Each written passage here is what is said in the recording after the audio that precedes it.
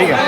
یا ایھا الذین آمنوا کے اندر اللہ تبارک و تعالیٰ کو اپنے بندوں سے جو محبت ہے، جو شفقت ہے، جو پیار ہے، اس پیار کا اظہار فرما رہے ہیں. ایسا ہی جیسے کوئی باپ اپنے بیٹے سے جب محبت کرتا ہے اور بیٹے کو لاڈ و پیار سے پکارتا ہے تو کہتا ہے اے میرے بیٹے، اے میرے نفس جگر، اے میرے نور نظر، اے میرے پیارے.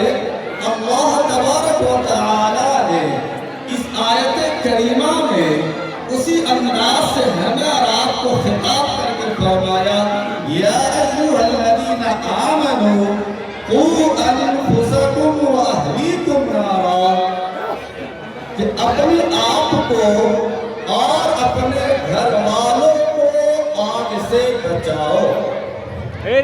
کیا فرمایا؟ کہ اپنے آپ کو اور اپنے گھر والوں کو آگ سے بچاؤ. بیٹری لو اگلا. اب اس آیت کریمہ کے ذریعے ہمیں یہ معلوم ہوا کہ صرف اپنی ذمہ داری ہی کو انجام دے دینا کافی نہیں ہے، جب تک کہ اپنے کے ساتھ ساتھ اپنی فکر کرنے کے ساتھ ساتھ اولاد کی فکر نہ ہوگی، بچوں کی فکر نہ ہوگی، بچیوں کی فکر نہ ہوگی، تب تک ہم نجات نہیں پا سکتے ہیں.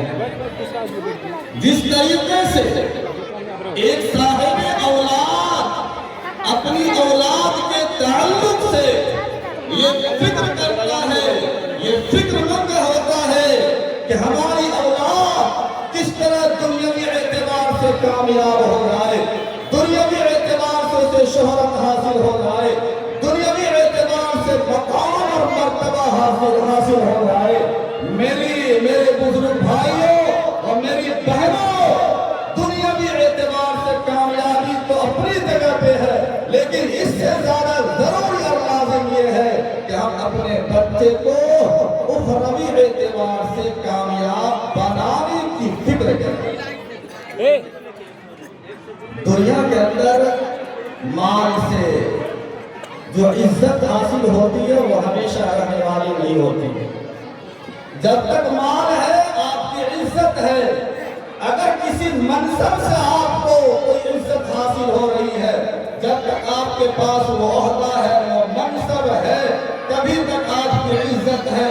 جیسے ہی وہ عہدہ ختم، منصب ختم، آپ کی عزت ختم. لیکن میرے بھائیوں، دین کی نسبت سے جو عزت حاصل ہوتی ہے، قرآن کی نسبت سے جو عزت حاصل ہوتی ہے، حدیث پاک کی نسبت سے جو عزت حاصل ہوتی ہے، اللہ تبارک و تعالیٰ کی طرف سے جو نسبت حاصل ہوتی ہے، نبی پاک صلی اللہ علیہ وسلم کی سنتوں پر عمل کرنے سے جو عزت حاصل ہوتی ہے، وہ دنیا میں بھی رہتی ہے اور قیامت کے دن بھی وہ عزت ہمارے کام آئے گی.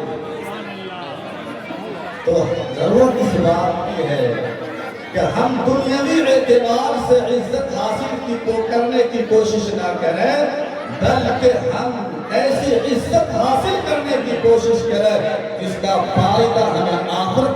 یا ایھا الذین آمنوا قوا انفسکم واہلیکم نارا.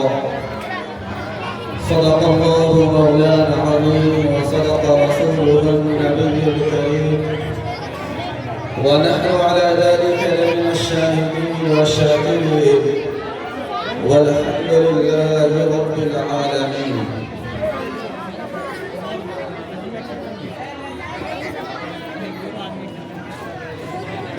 جناب صدر حضرت قاضی منصور عالم صاحب اور سرپرست حضرت مفتی اعجاز احمد صاحب اور دیگر علماء کرام اور معزز و محترم سامعین اعظام، مجھے صرف آپ حضرات کے روبرو 15 منٹ بولنا ہے. ہمارے لیے خوشی کی بات یہ ہے کہ ابھی آپ کے سامنے جن بچوں اور بچیوں نے پروگرام پیش کیا ہے، الحمدللہ یہاں پر جو خدمت انجام دے رہے ہیں اساتذہ کی حیثیت سے وہ ہمارے شاگرد ہیں،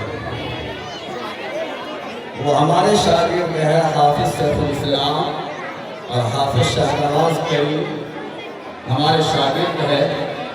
اور جب اولاد کوئی اچھا کام کرتے ہو تو ظاہر سی بات ہے باپ کو کتنی خوشی ہوتی ہے وہ ایک باپ ہی جان سکتا ہے۔ اس سے بہتر ہمارے لیے کوئی خوشی نہیں ہو سکتی کہ ہمارے بچوں نے، ہمارے شاگردوں نے ایک عمدہ پروگرام کیا ہے اور محنت کر کے بچوں کے اندر دین کی تعلیم سے انہیں آراستہ کیا ہے۔ میرے بھائی اور میرے بزرگوں، تقریر تو الحمدللہ ہمارے مفتی صاحب کریں گے، قاضی منصور صاحب فرمائیں گے۔ میں چند باتیں حضرات کے سامنے رکھ رہا ہوں۔ ابھی میں نے جو قرآن کریم کی آیت کریمہ کا ایک حصہ، ایک حصے کی تلاوت کی ہے، اس میں اللہ تبارک و تعالیٰ نے صاف طور پر ہمیں اور آپ کو مخاطب کرتے ہوئے فرمایا یا ایھا الذین آمنوا، اے ایمان والو۔ یہ پیارا انداز ہے، اللہ نے ہمیں یہ کام نہیں ہے وہ مسجد میں تو مسلمان ہو اور شادی بیاہ میں وہ مسلمان نہ ہو۔ یہ کیا طریقہ ہے میرے بھائیوں؟ ہمیں ہر وقت مسلمان بن کر رہنا ہے، ہر وقت۔ اللہ تعالیٰ نے قرآن کریم میں فرمایا ہے یا ایھا الذین آمنوا اتقوا اللہ حق تقاته ولا تموتن الا وانتم مسلمون۔ اے ایمان والو، اللہ سے ڈرو جس طرح ڈرنے کا حق ہے، اور تمہاری موت نہ آئے مگر اسلام کی حالت میں، ایمان کی حالت میں۔ لیکن یاد رکھیں ہماری موت ایمان اور اسلام کی حالت میں وہ اسی وقت آئے گی جب ہم پوری زندگی اسلامی طریقے کے مطابق گزاریں گے، تبھی جا کر آتا ہے کہ جیسے انسان زندگی گزارتا ہے موت بھی عام طور پر اسی انداز سے آتی ہے۔ تو ہمارے لیے میرے بھائیوں یہاں یہ ضروری ہے کہ ہم اپنے آپ کو دیندار بنیں، صالح بنیں، اچھا انسان بنیں، اللہ کا محبوب بنیں، نبی پاک صلی اللہ علیہ وسلم کے محبوب بنیں۔ وہیں پر ہمارے لیے یہ بھی ضروری ہے کہ ہم اپنی اولاد کو بھی اللہ کا محبوب بنائیں۔ اور اس کے لیے کیا کرنا ہوگا؟ یہی چھوٹے چھوٹے مکاتب، مدارس میں بھیج کر کے اور داخلہ کر کے ہم اپنے بچے کو اللہ کا محبوب